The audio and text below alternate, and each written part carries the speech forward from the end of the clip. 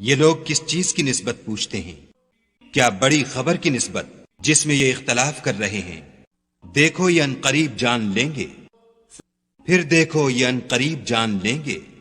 کیا ہم نے زمین کو بچھونا نہیں بنایا اور پہاڑوں کو اس کی میخیں نہیں ٹھہرایا؟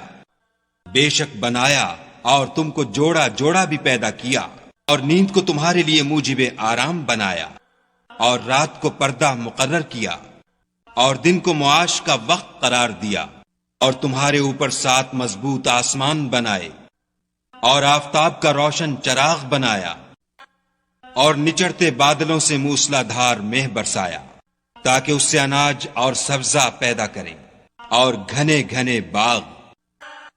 بے شک فیصلے کا دن مقرر ہے، جس دن سور پھونکا جائے گا تو تم لوگ غٹ کے غٹ موجود ہوگے، اور آسمان کھولا جائے گا تو اس میں دروازے ہو جائیں گے، اور پہاڑ چلائے جائیں گے تو وہ ریت ہو کر رہ جائیں گے۔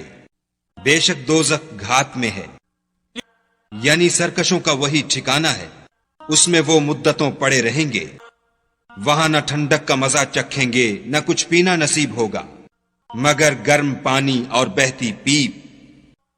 یہ بدلہ ہے پورا پورا۔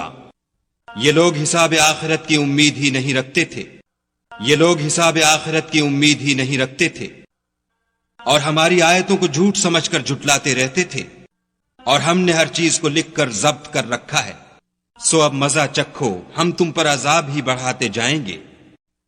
بے شک پرہیزگاروں کے لیے کامیابی ہے، یعنی باغ اور انگور، اور ہم عمر نوجوان عورتیں، اور شراب کے چھلکتے ہوئے گلاس۔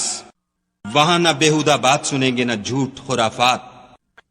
یہ تمہارے پروردگار کی طرف سے صلہ ہے، انعام متعین۔ وہ جو آسمانوں اور زمین اور جو ان دونوں میں ہے سب کا مالک ہے، بڑا مہربان، کسی کو اس سے بات کرنے کا یارہ نہ ہوگا۔ جس دن روح الامین اور فرشتے صف باندھ کر کھڑے ہوں گے تو کوئی بول نہ سکے گا مگر جس کو خدائے رحمان اجازت بخشے اور اس نے بات بھی درست کہی ہو۔